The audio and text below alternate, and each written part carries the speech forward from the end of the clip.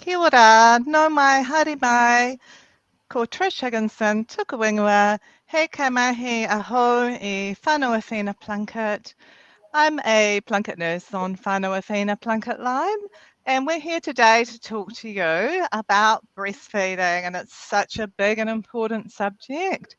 I've been with Plunkett Line for 3.5 years, and prior to that, I've had lots of different nursing experience and then my own experience as a mama to 4 children and my breastfeeding journey. So we're all different.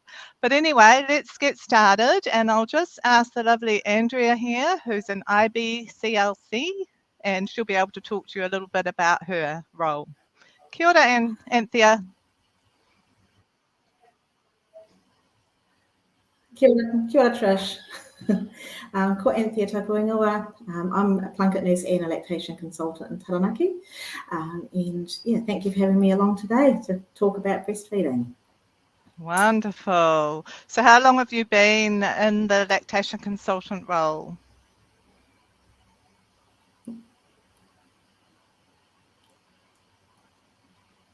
Oh, can you hear me, Anthea? I think we might have lost your connection there. You there? Yeah. Yes, I can hear you now. So how long have you been in the LC role, Anthea? Apologise. Kia ora. Sorry, we have got really bad weather here in Taranaki at the moment where I am. I was a little bit worried it may interfere with our linkage. Hopefully it doesn't cause too many problems for us. So I'm a lactation consultant and Plunkett nurse in Taranaki. I've worked for Plunkett for 20 years now and as an IBCLC for 10. Wonderful. So before we get into the main kōrero of today, we also wanted to mention that it's Plunkett Line's 30th birthday this month. You can call 0800 933 922 to talk to a nurse and get support with breastfeeding or any other concerns around parenting or health of your tamariki and pipi. It's a free service available 24/7 and you don't have to be a Plunkett client. Any whānau can call us anytime and we're really happy to kōrero with you about any questions or pātai you have. We also offer free face-to-face online support with breastfeeding where you can chat with an IBCLC certified lactation consultant for advice and support and help with any issues you might be having or just that reassurance that everything's normal. You can book that online via our website, which the link will be in the chat below, or call Plunkett Line to get started. So, all right, Anthea, today we're going to be discussing few different things I'll just go through first before we start. The importance of breastfeeding being visible in the community and also mama being comfortable with feeding in public. Things people may not know. There's little nuggets, gems of knowledge around breastfeeding that are really empowering for mama and whānau to know. How to get started breastfeeding, getting into the swing of latching, and then development of breastfeeding from 1 year and beyond, and how whānau can support mama with their breastfeeding journey. And then towards the end, we'll have some links around breastfeeding support. So just look out for them in the comments below. So Anthea, what is the big latch on? Can you tell us a little bit about the history of that?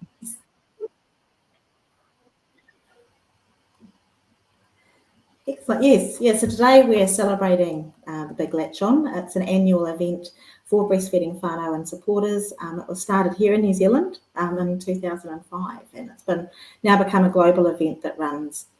It started off running in August, but we've moved it to April. Usually more favourable weather, although not true today.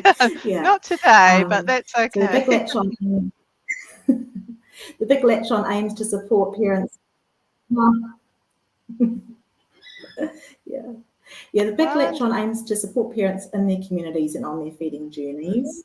And it's become very popular. Creates a safe and accepting space for breastfeeding and provides an opportunity for parents to connect within their own community.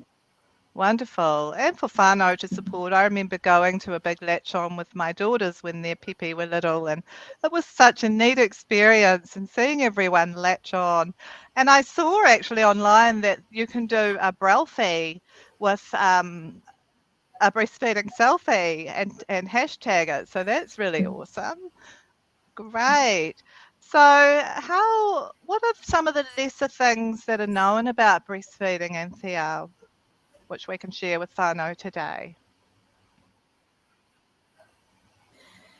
Yes, so sometimes one of the big things that mums appreciate about breastfeeding is the immunity and protection that it can offer baby, and how individual it is. That it changes from day to day, from month to month, with the age of your baby, whether they were premature or not. Your breast milk will respond to all of those individual needs of your baby. Now that often mamas can be sometimes expressing, noticing that mums will notice those changes with their breast milk, that sometimes they can see there's been a change in how it's looking. It might look a little bit more watery, or sometimes it looks a little bit more creamy as well when baby has been sick. And that can just be a visual indicator of those changes that are happening at a microscopic level. Sometimes though we may not notice any change in the appearance of our breast milk, but our body is still responding to the individual needs of our baby, just day to day and week to week as baby grows and changes. Brilliant. And that is so good for whānau to know. It can be, those changes can be like medicine for baby. There's a lot of things in breast milk that are really unique to our breast milk and not able to be given to baby any other way. Yep. I often say to mama that call Plunket Line that breast milk is your best medicine for pepe when they're unwell with colds and viral illnesses. And also each mama has their own individual milk that's designed exactly for their pepe, isn't it? What about the benefits to the gut for breast milk? That's one thing that I think is really good for mama to know about.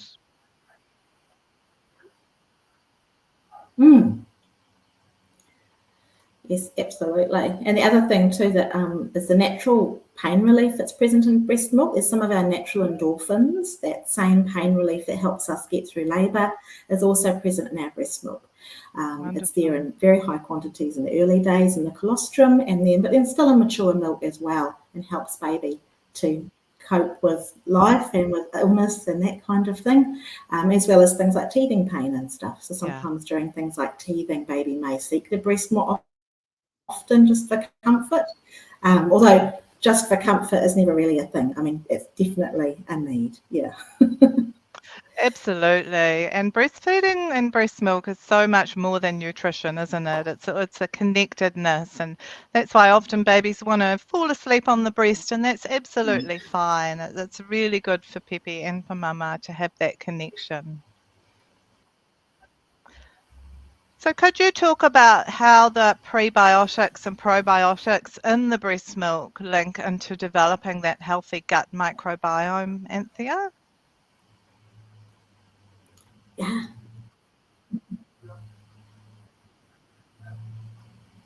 Yes. Yeah. So obviously, as babies, when they're born, they have an unpopulated gut, and so that is gradually going to grow all of the healthy bacteria that we have that help us to absorb nutrients from our food, to produce some of our vitamins, and there's a lot of, they reckon in a healthy adult gut, 1 to 2 kilos of healthy bacteria living in there helping us out. And so baby just gradually develops their own population, and breast milk is there to support that development as baby's growing, and also to protect the gut while that is developing. So breast milk will line the gut, the colostrum will line the gut and help provide a layer of protection while baby is developing their own friendly bacteria, to help them through their life. Wonderful. And breast milk helps baby to grow that, Is that one of the reasons little newborn pepe are often quite squirmy, and we often get a lot of mama ringing and saying, I think my baby's gut's upset, they're squirming and they're pulling up their legs, so that can be linked to that immature gut development. Is that right, Anthea? Mm-hmm.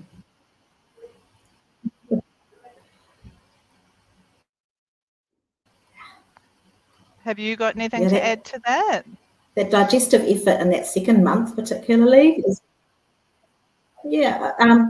Yeah, definitely that second month, that digestive effort or colic or whatever we call it, and that second month is a thing that mums, we really notice and we really want to help our babies with. And sometimes just appreciating that it is sometimes something that takes time. It will improve with time. And yeah, just offering whatever relief. And that's where things like Plunket Line can be really great to dip into on those days where you're feeling out of ideas of your own. You kind of come to the end of all the things you know of how to settle baby. And Plunket Line's there to dip into just any time that you need, because it can be really hard to think of new ideas or to be sure of yourself, when baby's so upset, you kind of, I think this is normal, but is it? So absolutely. It's really nice to just dip into that experienced, knowledgeable ear on the end of the phone. Yeah. And I think that was really good advice, Anthea. And we often let whānau know that 6 to 8 weeks or the second month is the peak age for crying and being unsettled. And Pepe at that time don't necessarily always want milk. Sometimes they want a cuddle, or they want to be held in a certain way that makes their puku feel comfortable. And skin to skin is really valuable for calming and settling babies as well. The other benefits to breast milk is, and also particularly with latching, is that jaw development, the orofacial development from the skill of the latch. So, could you mention something about that, how important it is?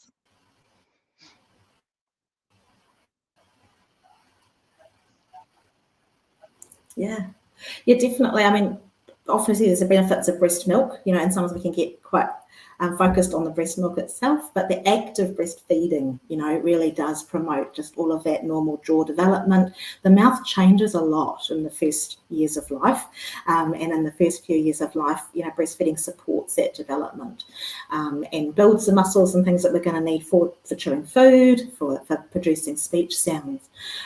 So there is benefits to being fed at the breast as well as the breast milk itself. Wonderful. That's possible for mama. That's great. And it's easier if we can do it at the breast. It's much easier, Yes, effort absolutely. all around. Yeah. And also, I think, in light of things that have been happening globally with pandemic and natural disasters, breast milk provides food security for Pepe, doesn't it, Anthea?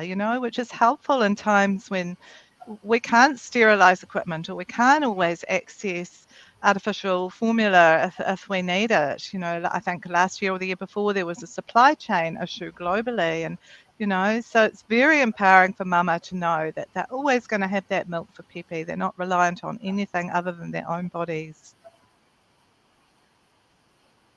Yeah, it's quite amazing the job our body can do. Absolutely. It's a real superpower. During, any natural disasters, or when the power goes out, or like anything that's happening that has changed our life, it is always good to plan ahead. So if pumping is part of something that's happening for families or for babies that are maybe having mixed fed with some formula as well, the Ministry of Health does have a really good resource available online about feeding in emergencies, and it has a really good checklist about all the things that you can do to be prepared at home, because we always have our emergency kit for ourselves as adults, but then when baby enters the home, it's great to just review that, check that we have everything we need for baby as well. But it's great when breastfeeding just makes that process a lot simpler. Wonderful. Ka pai. So, Anthea, what advice would you offer to someone who is breastfeeding or chest feeding and they're feeling nervous about going out in public? How could you support mama to feel more comfortable with that? With breastfeeding in public?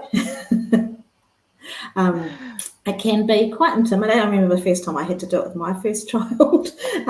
It's very nerve-wracking. I think any time we're learning a new skill, and breastfeeding is a skill that we learn, we never want to go and do it in public until we kind of mastered it, and often with breastfeeding, because we have to do it so many times a day, unless we're going to stay at home full time, we have to get out and about. And so that can feel a bit intimidating, going out with a skill that we don't feel completely confident with yet, and we're going out in public.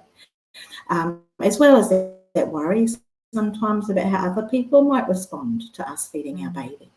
So it can be really helpful for mama to know that in New Zealand it is legal for you to feed your baby anywhere that a baby is legally allowed to be, which is actually everywhere except some factories and courtrooms.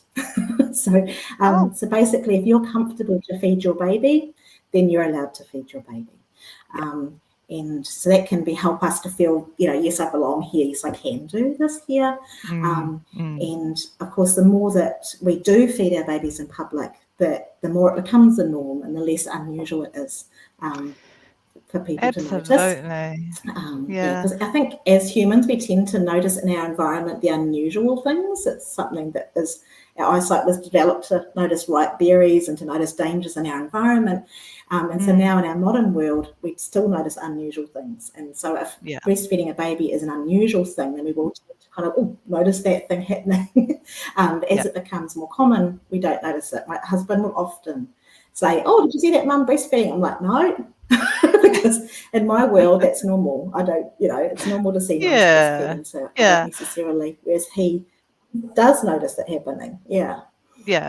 And So that is if mums really are feeling links confident to feed in public. And whānau can support that. And that's where the big latch on is great too, because we're getting it out there. And I also think that breastfeeding support groups are fantastic as well. I had a mama ring Plunket Line this week, and she said she had stopped latching her little Pepe. And then she went to her space group and she said, "I saw all the mothers there latching and I want to go back to latching too." So she went home and she started latching again, which is fantastic. And it was so empowering for her to see the other mama breastfeeding, and that role modeling is really, really valuable. So let's get out there and, we shouldn't be making mama feel like they have to go and feed baby in the toilet. So we wouldn't want to eat our lunch in the bathroom, would we? Exactly. That's and I think, and there are feeding rooms available in some locations, but they're more for mum's own comfort, not for everyone else's comfort, so that's for the mamas to choose if that's where they want to be, not for someone to tell you to go there. So, and if you are feeling nervous about feeding in public, sometimes things like feeding at the first hunger cues and not waiting till baby's crying, because once baby's crying, then everyone does tend to look because we're programmed to respond to baby's crying. And also maybe choosing a seat where you've got your back to, like if it's a cafe or something like that, choosing a seat where you're facing the wall or facing the corner. So that way people are basically just seeing your back. They're not going to see what's happening at the front of you. And a really good thing my midwife suggested that I do is if you can sit in front of a mirror somewhere in your home and just feed, and you get to see what everyone else is seeing, because we get that view, we get that downward view where you're seeing kind of maximum skin. And often if you can see what in a mirror what everyone else is seeing, it's actually they don't see a lot. It is a very private act even when we're in public. And how convenient. You don't have to warm up anything or sterilize anything. You can just feed wherever you are when Pepe needs it. Oh, wonderful advice, Anthea. So for those who are struggling to get into the swing of latching, and this is something that's really worth looking at when your baby's born, you've got this baby and you want to breastfeed and things are not working, or you're a bit nervous, you might be a hapu mama and you're wondering how you're going to prepare for breastfeeding. So what sort of advice and information have you got around that today, Anthea?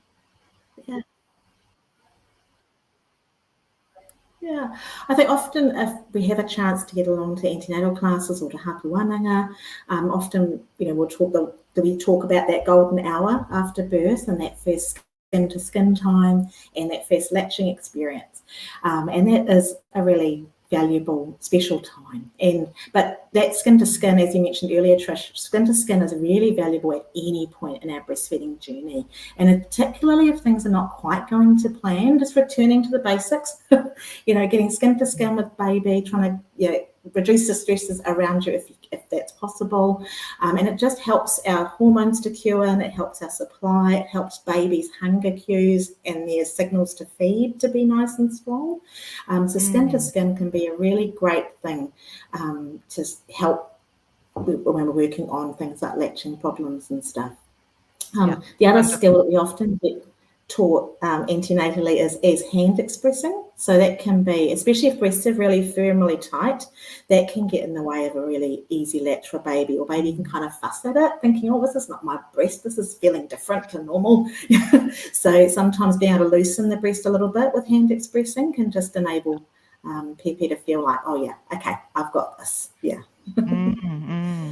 Yeah, wonderful. And Pepe are very tuned in with their sense of smell to the mum, and that actually starts in utero, in the womb, doesn't it, Anthea?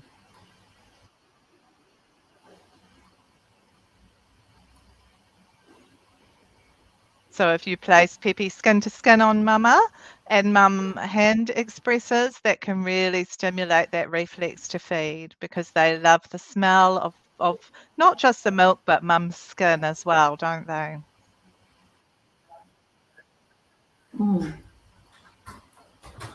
Yes. That importance of connection and just being able to be responsive to baby can be really helpful to get in with those early feeding cues. Can be really helpful Right. too if we're struggling with latching. And feeling really reassured too to just respond to our baby at those first feeding cues, recognising that babies have a really small tummy and they need to have feeds little and often. So that can be really helpful with if we get to know each other and get to settle into feeding. But sometimes latching issues can be quite unique to each individual pair. So again, if you're not having success with latching, or it's been going on for a few weeks, and you just feel like you're just not getting it, seeking a little bit more support from your plunket nurse, or if you have a local IBCLC available, or through Plunket Line, the video calls available with IBCLC through Plunket Line can give you that personalised fix that just might be needed for that situation. Wonderful. So yeah, there's some really good resources for latching that we can send to mama from Plunket Line, and we often send out, and just giving that time to connect with baby. I think sometimes it's getting used to being a parent. That's huge. The mum has just been through this massive life-changing experience, and they've got this baby who wants to be fed and cuddled. And I think often we think, okay, I'll pick the baby up, feed the baby, put the baby down, and then I've done that job. But sometimes baby doesn't really want to do that. They want to be held a bit longer and cuddle a bit longer. And, that doesn't mean there's anything wrong. What it means is that you're building that connection, that attachment with your baby, because they've just come into the world and they're like, what is going on? I was in a nice warm place, and now there's suddenly all this space around me. So I want to be close to the one that smells good, and I want to drink some of the milk, and they might want to feed 1 to 2 hourly, and that's all quite normal, isn't it? Absolutely. Yeah. It's I often say to mums is that they've been in you for the last 9 to 10 months. So being on you is a change for baby. To be away from you is a whole other thing again. And different babies will tolerate different amounts of that. And so wanting to be close to the I can remember one of our Plunket Line ladies talking about being in the kitchen. Just wanting to be close to the food source, so they know they can just dip into that whenever they need to.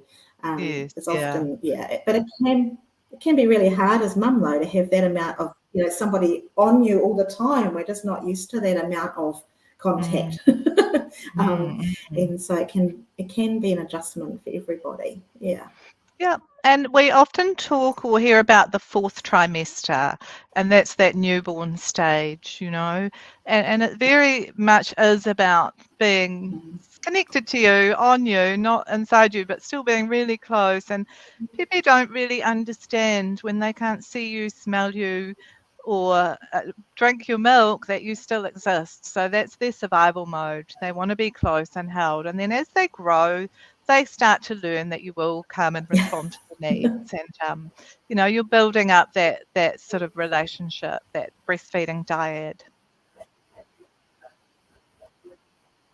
Yeah. That's the thing. Breastfeeding is very much a relationship, isn't it? It's not just a task to tick off the list and move on to the next thing until the baby's hungry again. Our babies, as mammals, there are cache mammals that they are, like say rabbits and animals like that, where they do feed their babies and then leave their baby and then come back later and feed their babies again. And then there's carry mammals, and we're carry mammals. So where our babies expect to have that skin to skin, to be fed fairly regularly, almost constantly is what it feels like in those early days. And it's very normal for us, for the kind of mammal that we are. Yeah. And talking about that frequent feeding, how does that link into growth spurts for newborns? Because often they have growth spurts every 1 to 2 weeks, and you feed the baby and you think, yep, they're fed, that's good, and then suddenly they want it again, and they're having all this cluster feeding, and it can go on for a couple of days. So how can you let mama know about that, Anthea, how normal that is? Yeah,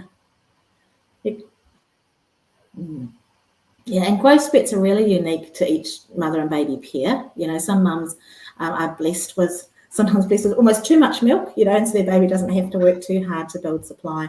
Sometimes it's about coping with the milk you've got, but often, especially with first babies, there is a lot of growth spurts happening, and they're really normal.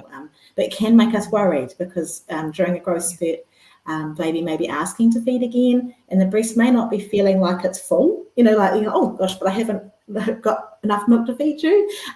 But empty breasts make more milk. So when baby's keeping the breast emptied, it's a signal to our brain more milk's needed. I have had mamas who, will say, oh, look, I gave the baby a bottle and I waited till my breast felt full and then I fed the baby, but knew he'd get a good feed. And that can feel like a logical thing to do when milk's feeling like it's short, but it actually gives the wrong signal to the brain, because when our breast is full, by the time it's feeling full to us, milk supply has already started to be reduced. And so actually that act of where baby's keeping our breast empty, they're doing exactly the right thing. And that is just going to build supply gradually. Yeah. Wonderful. Yeah, that's so important, because I think back in the day, maybe in the 60s, mama were told to not feed their babies more than 4 hourly, and all of this stuff now that we just think, well, but we don't recommend feeding on a schedule. It's so important that breastfeeding is demand and baby-led, and if baby wants to feed every hour, that's normal. As long as they're getting plenty of wet nappies and growing and all those things are happening. But yeah, it's really important if your baby needs to be fed, they need to be fed, and you're responding. Yes. Yeah. Yeah. And sometimes I say to mums, oh, how often is baby feeding? And I go, oh, I don't know. Am I supposed to know? And I'm like, oh, no, that's usually a sign that feeding's going well. If you notice your baby's hungry and you feed them, you don't look at the clock, you don't think how long it's been, you're hungry, I feed you, that's great, Yeah, and some babies sometimes there are certain times, maybe baby's been prem or been jaundiced and sleepy, where there may have been a routine, that was needed to kind of make sure enough milk got into baby. But then as baby wakes up and, gets going, they often transition back to that sort of on cue type feeding. And that can be an adjustment too sometimes when we've had a routine and now baby doesn't have a routine. So sometimes seeking support if you have got questions around those changes. Yeah. Right. So it's really not a linear journey, is it? It's going to change day by day sometimes. And I think we get a lot of calls from mama whose babies are around about 3 months old. They're not feeding as much as they used to, or they're feeding for shorter times. Are they getting enough? So how can you shed some light on that phenomenon?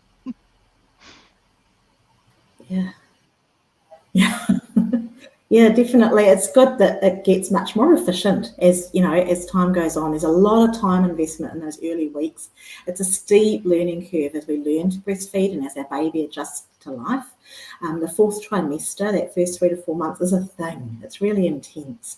But as they move out of that time, it does all get much more efficient. Yeah, and feeds get shorter, sometimes still just as frequent, but it's shorter. Some babies actually can take a bigger amount and they go longer. So it is individual to each baby how that changes. But it certainly does get a lot quicker, and they're more settled in between their feeds too. So even when they're awake, you can get things done rather than those early newborn days where it's, a 20-minute nap and you're trying to frantically eat something or go to the loo. Yeah, it gets much easier to get life going as they get older, which is great. Yeah, and also once they get to that 3 to 4 month age, they actually they're a little bit more switched on about the world. They're aware that you exist when you're outside their vision, and they know if they call for you that you're going to come, and you've built that bond and attachment. So it's really, again, just like you said, Anthea, being responsive to your baby's cues and building those routines and rituals as they grow.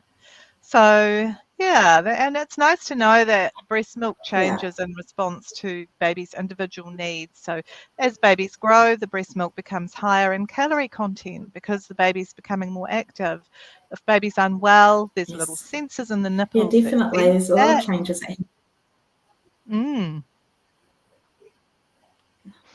So yeah, and it's just a personalised. It is amazing, actually, just how much happens just without us having to be involved in that. It's just all happening automatically for us. It's really lovely that in our busy modern life, there's something that's looking after itself. If we're just feeding responsibly with baby, that our breast milk will be meeting baby's needs. Which is really cool. The other thing that can change as they get older, though, is our body gets so efficient that it can actually produce milk as baby's feeding. So sometimes mums get confused about how soft their breasts feel. In the early weeks, our breasts often feel really full and warm and heavy.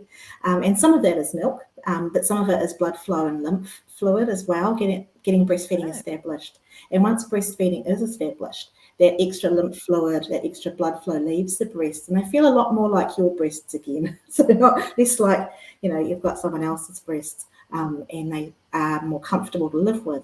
But we can also be worried, though, that it is milk that's leaving. But the milk will stay. If baby's feeding on demand and feeding well, latching well, then that supply will be built to baby's personalised needs.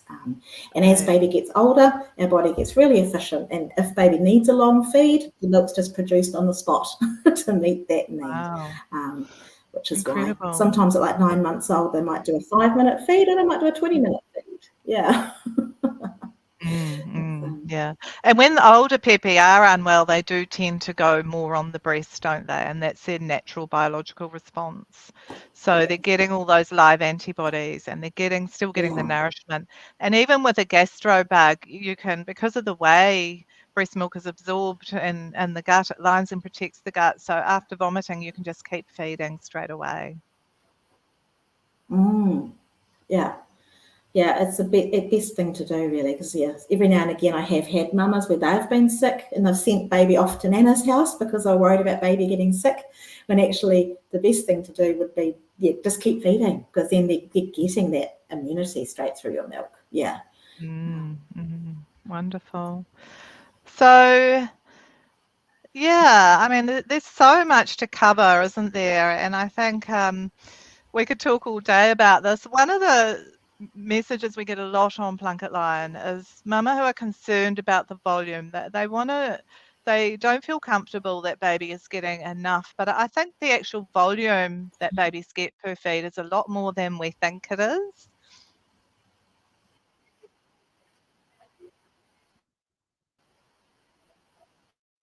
Do you have any sort of insight around that, Anthea?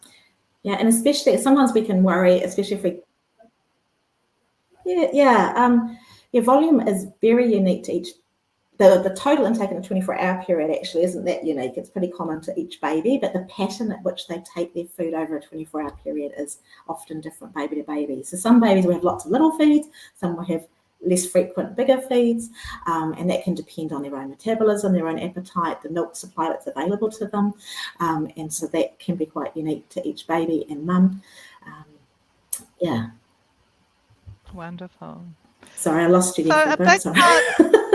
You're right. Hope this is We're coming through just, okay for Fano, everybody. just so you're aware, we're having some lag issues with weather in Aotearoa at the moment, but we're working our way through. So, Anthea, a big part of the Big Latch is on the wider whānau and the support that they can give breastfeeding mama. So how can you suggest practical ways for whānau to support mama when she's on her breastfeeding journey?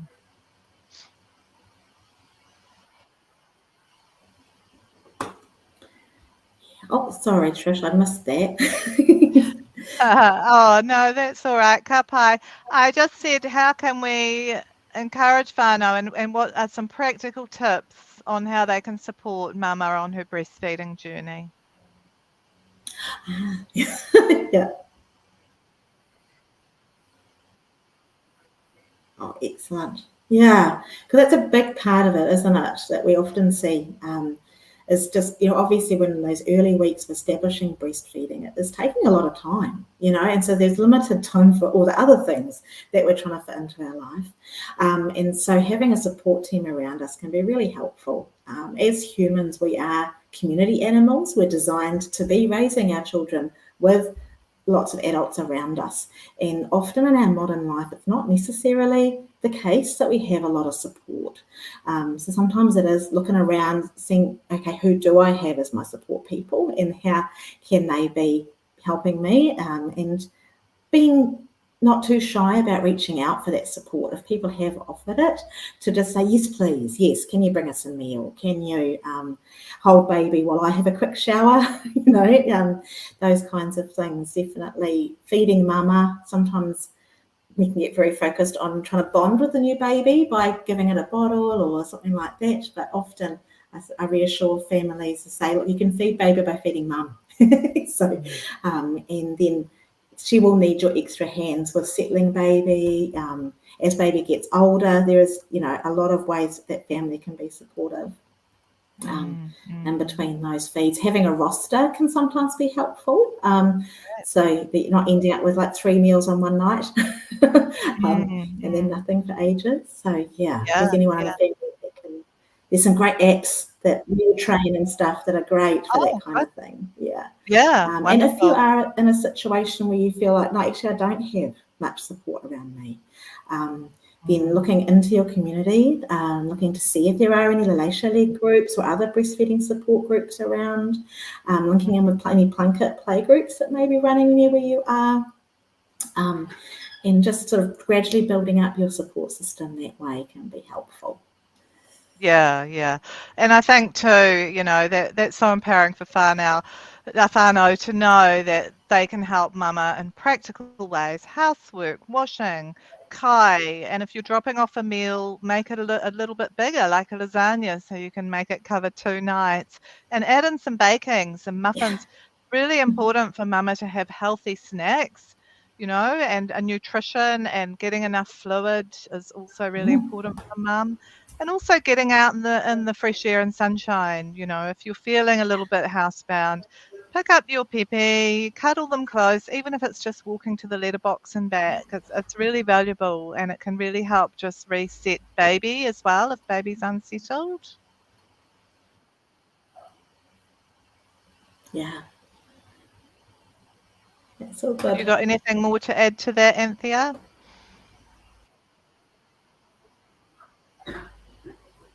No, I think. Sorry, I missed a little bit of that. Cut out a little bit, but I think you covered it well, Trish. Oh, wonderful. Yes. So this has just been so interesting. I have got a couple of pātai here, a couple of questions. So this is from a whānau who has asked, I was prescribed some domperidone for low supply, but wasn't able to pick it up for a week while on holiday. Didn't take my pump on holiday either. Am I able to take the domperidone now if I've not been pumping or able to breastfeed due to low supply for a week or so? Or am I best to give up and continue to bottle feed? So Pepe is 3.5 months old.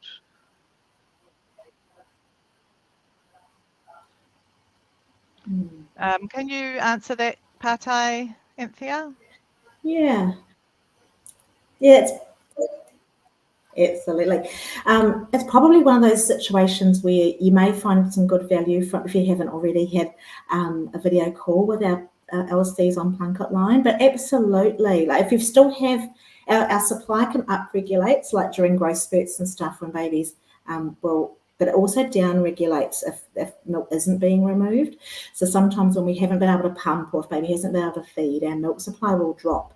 But for as long as we still have milk in our breasts, we can turn it around and upregulate again. So if you still have milk left there, even if it's just some, then absolutely getting some regular pumping going. I see that you did ask also how frequently you should be pumping, and often trying to mimic the amount of milk removals that baby would do in a 24-hour period if they were feeding well. So you're trying to do 7 or 8 in 24-hour period if you can. It doesn't have to be evenly spaced. Just getting that amount of removals in a 24-hour period can help. The more milk that's removed, the more that message to your brain to make milk happens, and domperidone supports that by increasing our prolactin level. So, and then it's just a question of waiting and seeing how your body responds to those cues, and that's really individual. Yeah. And that's where it can be really great to have support from an LC to just kind of help walk you through that journey. Yes. Yeah, it's a big ask, and good on you for sticking with it for so long when it has been a difficult thing. Wonderful. That's amazing. Yeah. To put all that effort in for your baby. Your baby's really lucky. And in that sort of situation, I often recommend to mama I on can see Plunket another Line part there. Maxine asks if. Yeah, I was just going to say, Anthea, I recommend to mama in that situation when they're wanting to have a little build up of the milk supply, to have a little mini breastathon, I call it. So you spend 2 or 3 days doing lots of connecting with Pepe, lots of skin to skin, get other people, other whānau to worry about food, and just focus on baby and connecting and pumping and hand expression and breast compressions. All of those things together really help. So Maxine has a question and wanting to know if a nipple guard interferes with the orofacial development. Can you answer that, Pātai, for us, Anthea?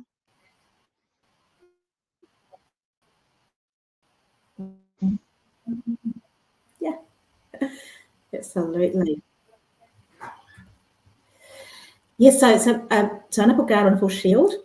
Most of the modern ones are very thin, and so baby is still using their jaw really well, and so probably doesn't interfere too much with that orofacial development. There are a couple of models around that are a little bit different, where maybe the baby's away from the breast. They're not commonly used. I really wouldn't recommend those for long-term usage at all.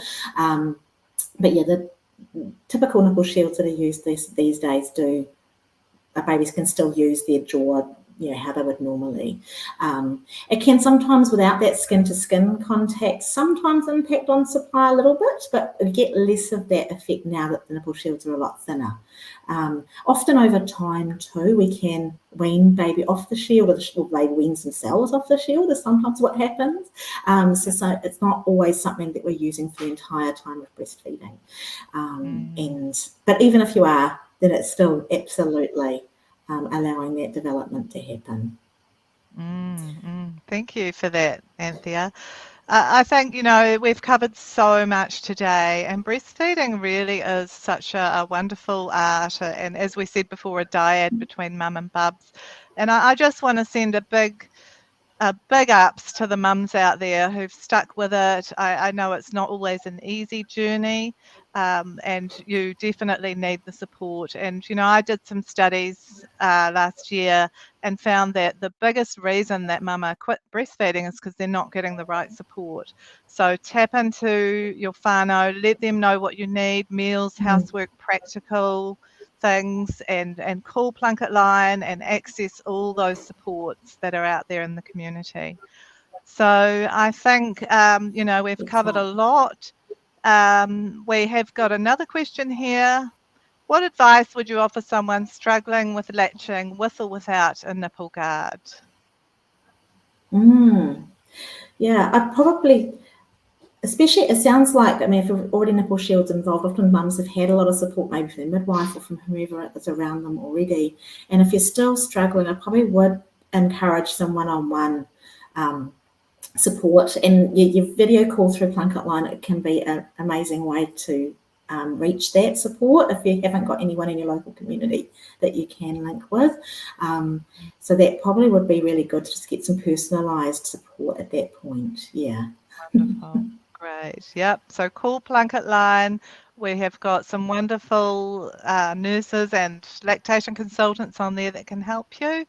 So I think that we've covered a lot today. We could talk all day about this subject, but we're going to have to wrap it up. So I want to thank Anthea for sharing your expertise, and also for all the whānau watching and for the comments we've received. We really appreciate your input. Again, happy birthday, Plunket Line. Call us anytime, 0800 933 922. And kia pai tōra whānau. Anthea, do you have anything more you want to add before we say ka kite? Oh, just to thank mums for coming along today. Yeah. Wonderful. Yeah. Thank you for anyone who's been watching today. I hope that our reception here in Taranaki hasn't impacted the live too much. And I know that we're saying that if people have found it helpful today, this live, and if there is interest in more regular breastfeeding lives, just let us know in the comments below. And yeah, we can follow up with that if it's something that people are finding helpful. We have done a bit of a quick go through lots of things today, but we certainly can focus on individual topics if that's something that mamas were finding helpful. Yeah. Wonderful. Oh, thank you so much. Mā te wā, whānau.